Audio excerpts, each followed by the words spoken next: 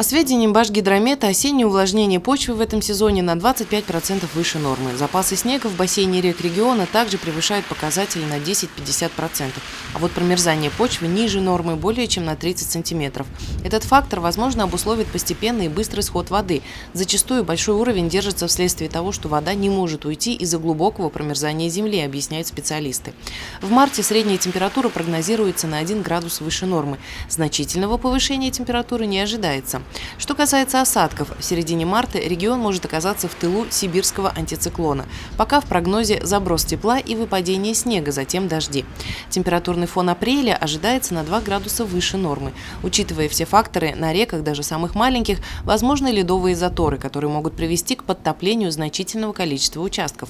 Места заторов хорошо известны представителям противопаводковой комиссии, и вся работа по предупреждению последствий паводка ведется системно по заранее утвержденным планам. Сегодня решается вопрос вывоза снега с кварталов. Ну а жителям частного сектора стоит быть предельно внимательным к изменениям погоды и действовать согласно рекомендациям специалистов. Все-таки паводок – явление временное, и при принятии необходимых мер пережить его можно и без последствий.